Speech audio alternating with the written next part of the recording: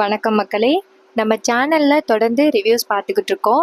So நான் வந்துட்டு ஒரு 2-3 ஸ்டோரிஸ் மட்டும்தான் ஷேர் பண்ணுறேன். உங்களுக்கு வேறு ஏதாவது பிடிச்சிருந்துச்சு, அதை பற்றின ரிவ்யூஸ் வேணும் அப்படின்னா மறக்காமல் கமெண்டில் சொல்லுங்கள்.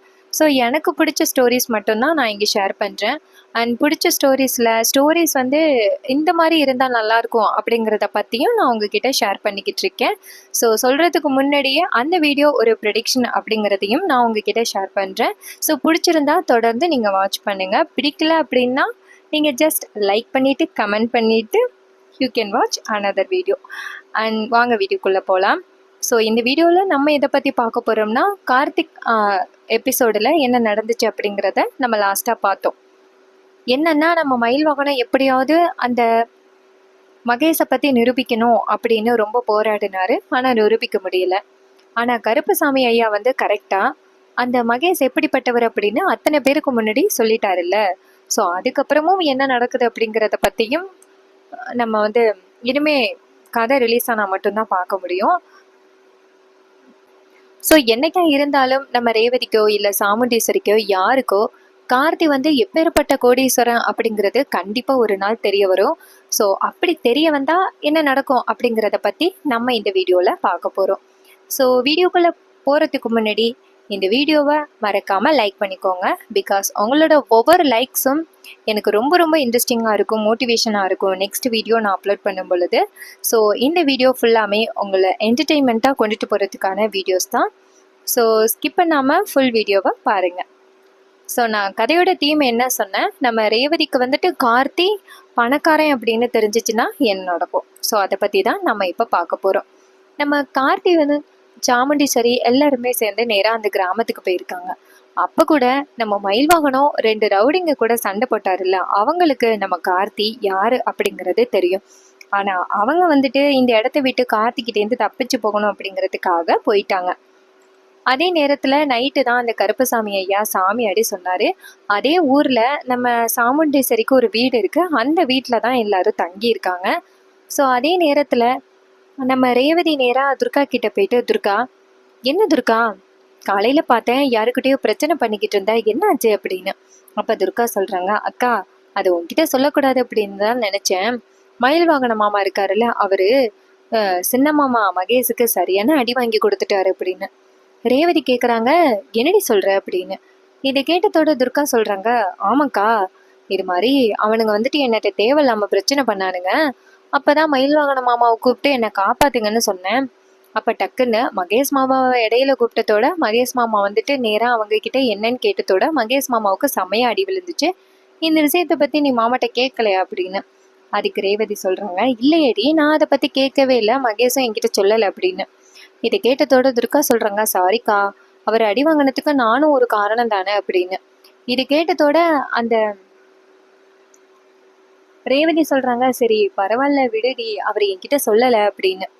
அதுக்கப்புறமா துர்கா சொல்கிறாங்க, அக்கா இன்னொரு விஷயம் தெரியுமா, நம்ம டிரைவர் வந்துட்டு எல்லா எல்லையிலையுமே ரொம்ப ஃபேமஸ்ன்னு நினைக்கிறேன் அப்படின்னு. இதை கேட்டதோட ரேவதி சொல்கிறாங்க, ஏண்டி எப்படி சொல்கிற அப்படின்னு. துர்கா சொல்கிறாங்க, இல்லை 2 பேரும் செமையாக அடி வாங்கிட்டு இருக்க நேரத்தில் அந்த இடத்துல டிரைவர் வந்தாரா, டிரைவரை பார்த்ததோட அந்த 2 ரவுடிகளும் அப்படியே பொட்டி பாம்பா அடங்கிட்டானுங்க அப்படின்னு. இது கேட்டதோட அந்த ரேவதி சொல்கிறாங்க, என்னடி சொல்கிற, பார்த்ததோட எப்படி பயப்பட முடியும் அப்படின்னு. அப்போ துர்கா சொல்கிறாங்க, ஸோ கண்டிப்பாக அந்த ரவுடிகளுக்கு நம்ம டிரைவரை பற்றி தெரிஞ்சிருக்கு, டிரைவர் எப்படிப்பட்ட மாசான ஆளுன்னே தெரிஞ்சிருக்கு, அதான் பயந்துட்டாங்க அப்படின்னு. இது கேட்டதோட ரேவதி சொல்கிறாங்க, அப்படியா சரிடி அப்படின்னு. அப்போ நம்ம ரேவதி நினைக்கிறாங்க, அப்போ அந்த ரவுடிங்களுக்கு இந்த டிரைவர் யாருன்னு தெரிஞ்சிருக்கு. எப்போ பார்த்தாலும் சந்திரா சித்தி அந்த டிரைவர் மேலே பழி போட்டுக்கிட்டே இருக்கிறது எனக்கு கொஞ்சம் கூட பிடிக்கவே இல்லை. ஸோ நம்மளாவது எப்படியாவது அந்த டிரைவர் நல்லவர் அப்படின்னு நிரூபிக்கிறதுக்கு அந்த டிரைவர் யார் அப்படிங்கிறத நம்ம கண்டுபிடிக்கணும் அப்படிங்கிறது நம்ம ரேவதி நினைக்கிறாங்க. அப்போ துர்கா நேராக ரேவதி கிட்ட, ஏக்கா என்னக்கா யோசனை பண்ணிக்கிட்டு இருக்க அப்படின்னு. அப்போ ரேவதி சொல்கிறாங்க, இல்லை துர்கா சும்மா தான் யோசனை பண்ணிக்கிட்டு இருந்தேன் அப்படின்னு சொல்லிட்டு வெளியில் வராங்க. அப்போ நம்ம ரேவதி நினைக்கிறாங்க, இந்த ஊருக்குள்ளே தான் அந்த 2 ரவுடிகளும் நேராக அந்த டிரைவரை பார்த்துருக்காங்க.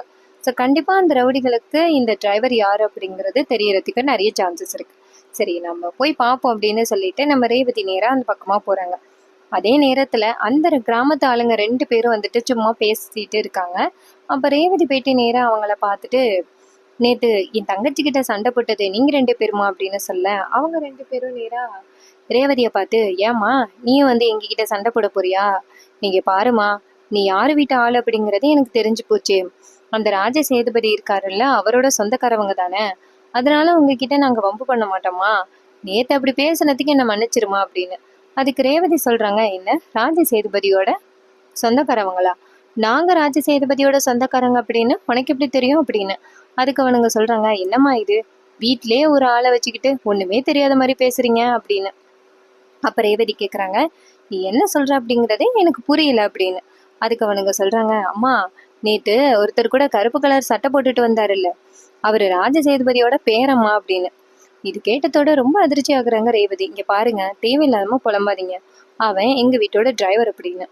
அப்ப அந்த ரவுடிங்க சொல்றாங்க, என்னம்மா சொல்றீங்க, டிரைவரா?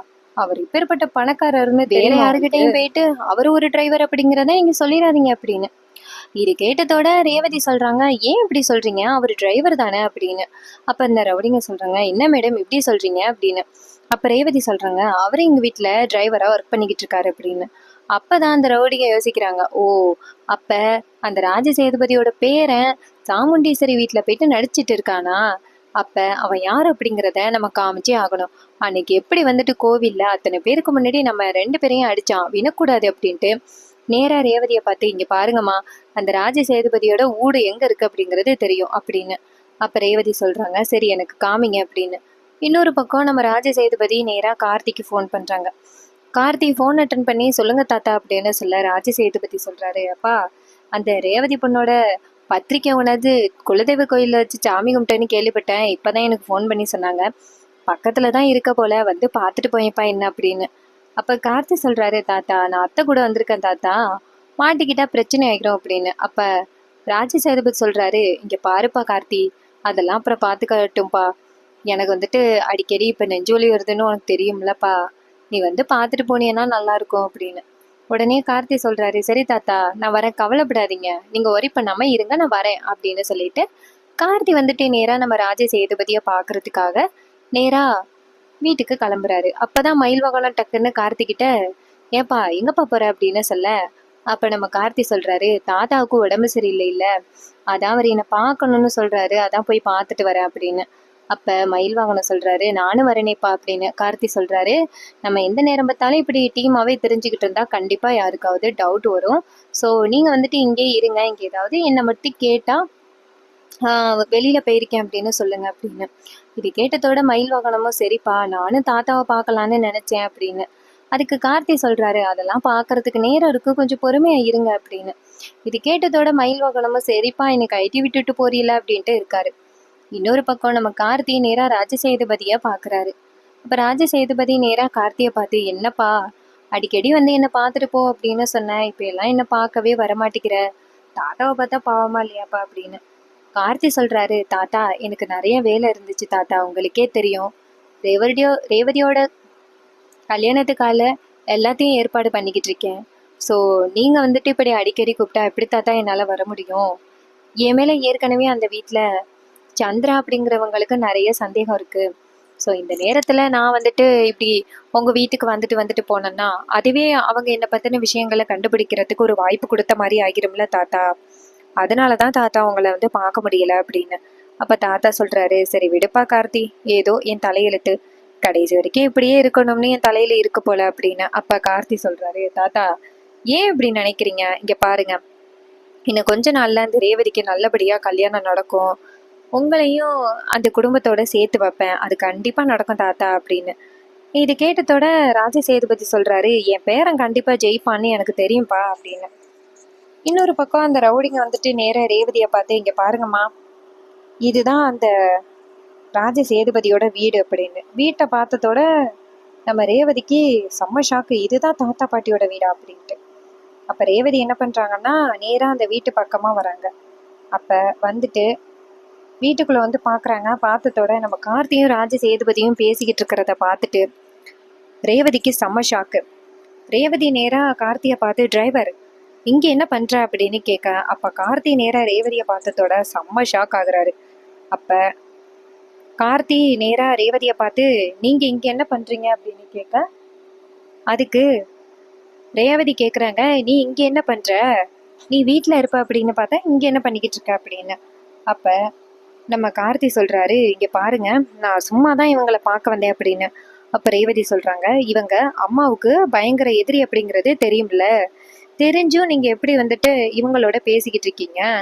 அப்ப அந்த சந்திரா சொல்ற மாதிரி நீங்க ஏதோ ஒரு காரணத்துக்காக தான் இந்த வீட்டுக்குள்ள, எங்க வீட்டுக்குள்ள பிரச்சனை பண்றதுக்காக வந்திருக்கீங்க அப்படின்னு.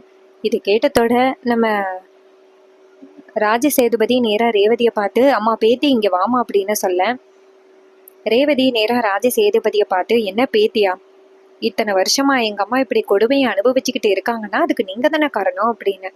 அப்ப பாட்டி நேரா ரேவதியை பார்த்து, என்னம்மா இப்படி சொல்ற? அவர் பண்ண ஒரே ஒரு தப்புனால 30 வருஷமா நாங்க தண்டனை அனுபவிச்சுக்கிட்டு இருக்கோம்.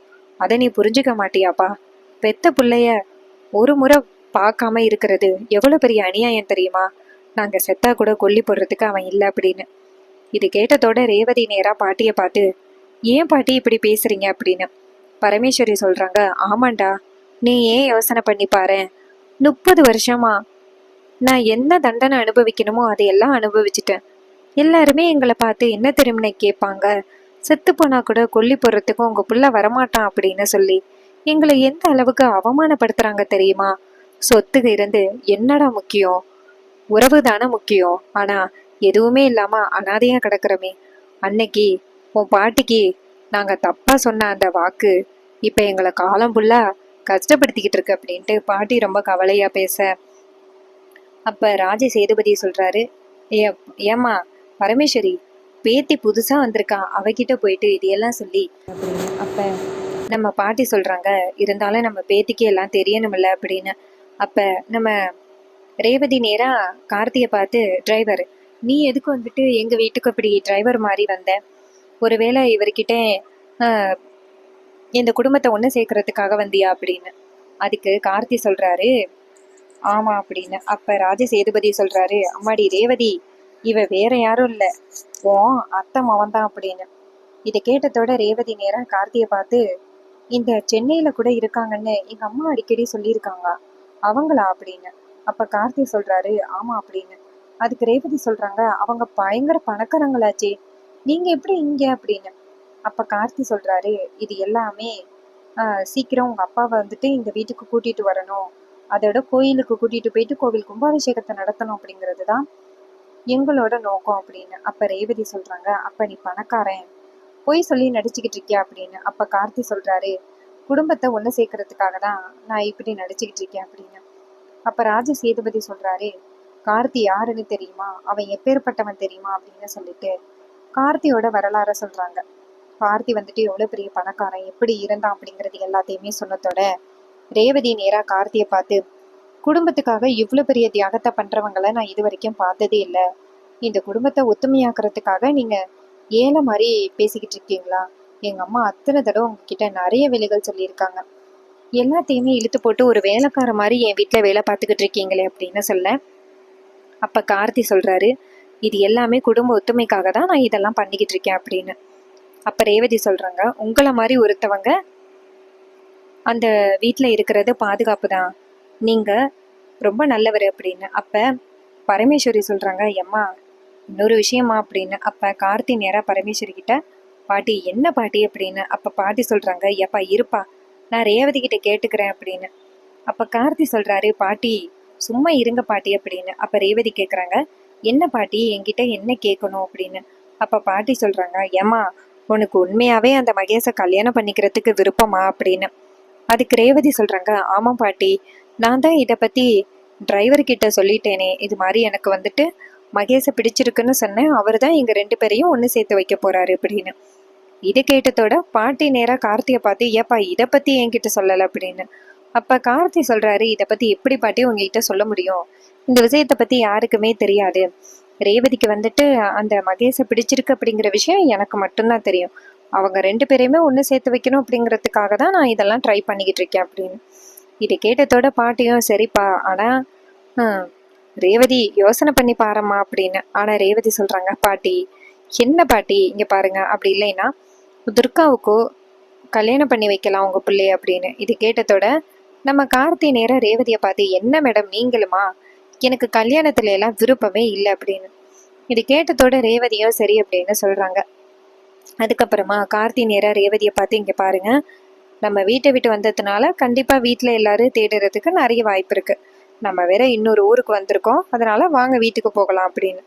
இது கேட்டதோட ரேவதியும் சரி அப்படின்னு சொல்லிட்டு நேரா ராஜ சேதுபதியை பார்த்து, தாத்தா இங்க பாருங்க, கண்டிப்பா நான் அம்மாவை உங்க கூட பேச வைப்பேன், அப்பாவையும் கூட்டிட்டு வந்துட்டு உங்ககிட்ட சேர்த்து வைப்பேன் அப்படின்னு சொல்ல, ராஜ சேதுபதி நேரா ரேவதியை பார்த்து, அம்மாடி கண்டிப்பா நீ கூட்டிட்டு வருவ அப்படின்னு எனக்கு நம்பிக்கை இருக்குமா, இந்த தாத்தா வந்துட்டு உன் அப்பனை பார்த்தாதான் கண்ணை மூடுவான் அப்படின்னு சொல்ல, இதை கேட்டதோட ரேவதி சொல்றாங்க, தாத்தா நீங்க 100 வயசு வரைக்கும் சந்தோஷமா இருப்பீங்க தாத்தா, இதை பத்தியெல்லாம் நீங்க கவலைப்படாதீங்க அப்படின்னு.